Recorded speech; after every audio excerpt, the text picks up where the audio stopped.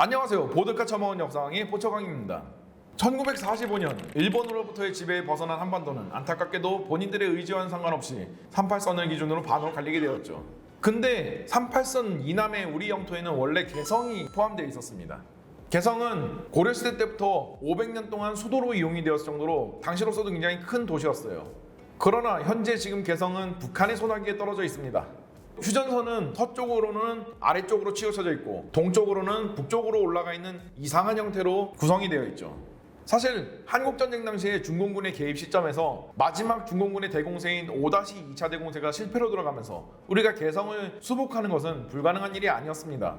그러나 유엔군은 현실적인 이유에서 이 개성 수복을 포기를 했고 지금까지 이어져 오게 된 건데요. 대체 당시에 어떤 일이 있었던 것일까요? 1951년 6월 중공군의 6차례에 걸친 대공세는 중공군이 10만 명이라는 기록적인 인명 손실을 낸 채 패주하게 되면서 유엔군의 승리로 막을 내릴 수 있게 되었습니다.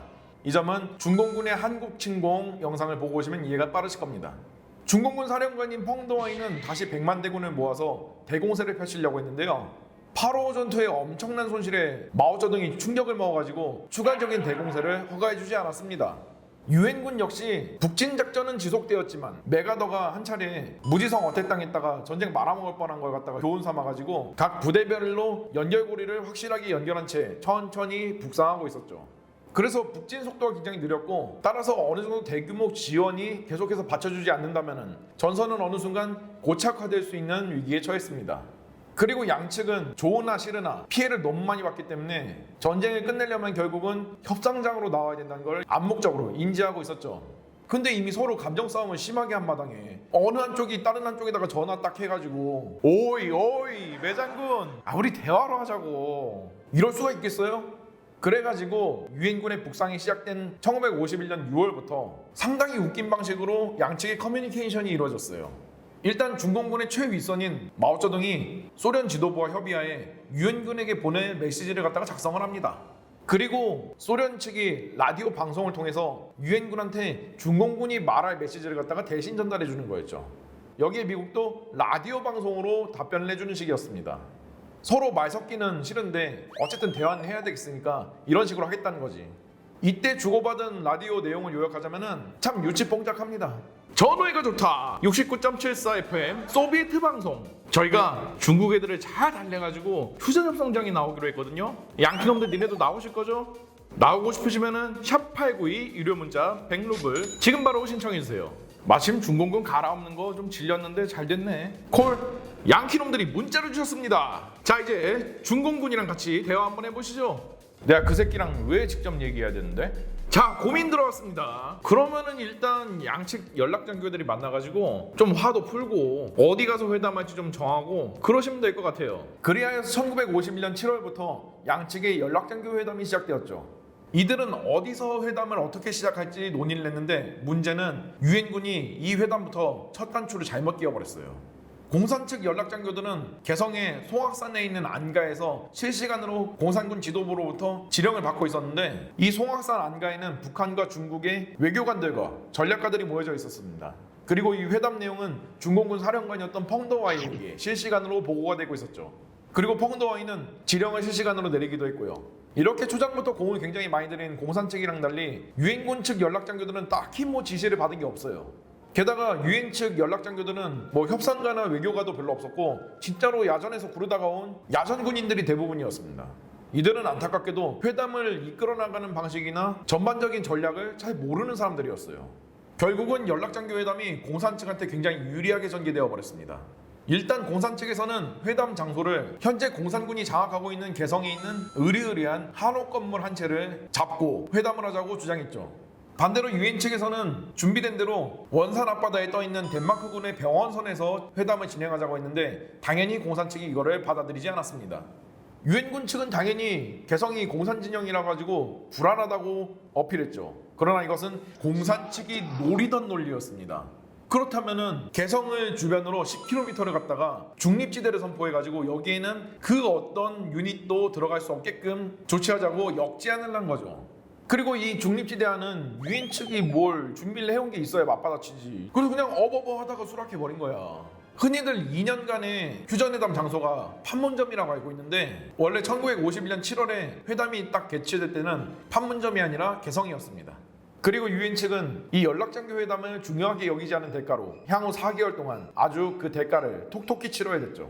중립지대안이 왜 유엔군한테 불리하게 나온 안인지 생각을 해보면 바로 답이 나올 거예요. 여러분도 개성을 주변으로 원형 10km는 공군 유닛도 지나다닐 수가 없단 말이에요. 게다가 공군 유닛이 실수로라도 들어가는 걸 방지하려면 사실상 근처 20km에 대해서 항공, 초계, 정찰, 폭격 다 못한다는 거예요. 유엔군 스스로가 유엔군 발목에다가 족쇄를 채워버린 거예요. 물론 이렇게 실제로 엄청 빡세게 막 제한하고 그러진 않았는데 어쨌든 유엔 측의 서부전선에 있어서 항공 전력들이 항공작전에 임함에 있어가지고 이전보다 소극적으로 변해버린 건 사실이에요. 여기는 당시 모든 것을 석기시대도 돌려뒀는데 아주 도가 텄던 전략폭격의 대가인 커티스 르메이 장군이 극대노했습니다. 커티스 르메이 장군은 한만 국경에서 평양으로 이르는 대단히 지역에다가 전략 공습을 해가지고 북한군과 중공군의 목을 졸라 죽이는 그런 작전을 진행하고 있었는데 이 작전에 어마어마하게 차질이 빚어지게 된 거죠. 일본에서 뜨고 내리는 폭격기 부대의 주요 항로였던 개성이 막혀버렸으니까요. 결국 폭격기 부대와 호위 전투기 부대들이 개성을 삥 돌아서 가야 됐었어요. 그 덕분에 북한군과 중공군은 이런 폭격기 부대들이 떴다는 것 같다가 조기에 레이더로 탐지하고 나서 방공포 부대에 연락을 해서 준비를 내놓을 수 있게 하는 시간적인 여유가 확보가 되었던 거죠. 그리고 상공에는 유엔군을 공포로 몰아넣었던 최신의 후퇴익 전투기인 미그-15를 대기토록 했습니다. 당연히 폭격기 부대의 피해가 급증했고 호위에 나선 F-86 세이버 전투기들이랑 F-84 썬더제트 전투기들도 연료를 갖다가 이미 많이 돌아오느라 할애를 하고 와가지고 제대로 된 대응을 못해서 우수수 격추당한 일도 비일비재했고요. 결국 1951년 7월 8일부터 시작된 휴전회담은 서로 격렬한 신경전을 펼쳐야 될 때 유엔 측에서는 정작 신경전에 온전히 에너지를 쏟지를 못했어요.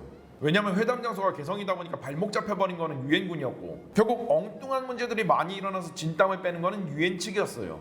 회담 도중에 유엔군의 F-80 슈팅스타 전투기들이 근처의 민가를 폭격해가지고 공산 측에서 노발대발하는 일도 일어났고요. 비슷한 일들이 이후에도 계속 일어나가지고 회담 도중에 공산 측이 화를 내고 유엔 측이 고개 숙여서 사죄하는 이런 굴욕적인 모양새가 계속 반복되었어요. 이러면 이미 기싸움에서 진 거예요. 그리고 공산 측이 하도 노발대발하니까 하루는 합동조사단을 갖다가 구성해가지고 현장으로 보내봤는데 또 가는 날이 장날이라고 이 합동조사관 머리 위로 A-26 공격기들이 우르르 지나가는 하늘도 무심한 일이 터지고야 말았죠. 게다가 개성이 공산 측 점령 지역이다 보니까 회담장 앞에 공산 측 기자들을 한 20명씩 쭉 대기시켜놓고 나서 이런 일이 벌어질 때마다 화를 내는 공산 측 담당자, 고개 숙여 사죄하는 유엔 측 담당자 이런 사진들을 갖다가 팍팍 찍어가지고 프로파간다용으로 막 쓰니까 유엔군의 체면이 말이 아니었던 거죠. 유엔 측은 이렇게 쓸데없이 환경적인 문제를 갖다가 안고 가다 보니까 스트레스가 어마어마했어요. 게다가 중공 측에서 이참에 유엔군이 38선 이남으로 물러나고 우리 한번 얘기해보자 계속 우겨대는 통에 유엔 측이 빡쳐가지고 회담장 접고 나와버렸습니다. 물론 유엔 측이 협상 기술이 조금 딸렸던 것도 있긴 하지만 공산 측이 이렇게 의도적으로 스트레스를 갖다가 계속 받게끔 유도를 해가지고 유엔 측이 돌발 행동을 하게끔 유도를 하는 것도 있었죠. 이후에 좀 휴지기를 가진 다음에 유엔 측이 화를 좀 삭히고 다시 한번 연락장교 회담을 개최했습니다. 이때도 공산군 측은 유엔 측을 다시 한번 호구 잡겠다면서 회담 장소로 개성을 고집했습니다. 그러나 유엔군은 개성에 너무나도 대입 나머지 개성만큼은 절대로 안 된다고 회담 장소로 판문점으로 하자고 제안을 하게 됩니다. 그리고 공산 측은 미소 지었습니다. 유엔 측은 공산군이 장악하고 있던 개성에 크게 되었다 보니까 아싸리 그냥 우리가 장악하고 있는 판문점에서 회담을 열자라고 해가지고 판문점으로 회담 장소로 갖다 던진 거예요.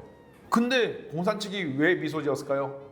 판문점은 서부전선에서 유엔군이 북진하는 데 있어가지고 가장 중요한 공세 축선 한가운데에 위치하고 있습니다. 여기를 회담 장소로 정했다는 얘기는 유엔군이 서부전선에서 더 이상 진격하지 않겠다는 걸 의미했어요.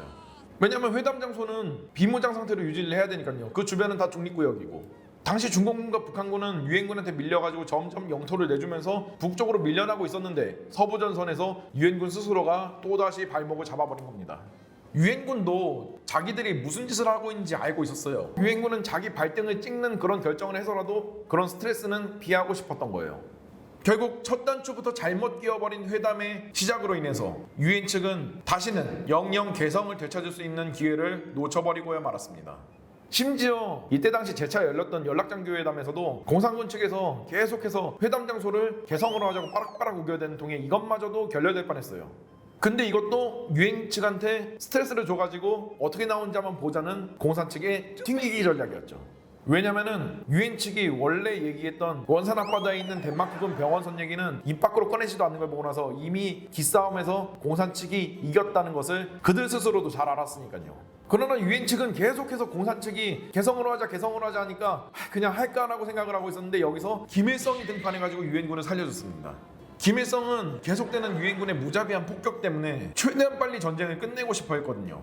그래서 펑더웨이한테 가가지고 제발 그냥 휴전회담 어쨌든 어디서 하든 상관없으니까 빨리만 좀 하게 해달라고 간청했던 거죠. 결국 공산 측이 선심 쓰듯이 회담 장소를 판문점으로 하는 데에 동의하게 됩니다. 여기에 더해서 회담 장소를 판문점으로 바꾸는 대신에 유엔 측이 회담 비용 일체와 교통비, 난방비까지 부담해야 되는 추가적인 수모를 겪어야 됐었죠. 이렇게 해서 1951년 10월부터 판문점에서 휴전회담이 다시 재개되었습니다. 개성이라는 뼈아픈 손실을 뒤로한 채 말이죠.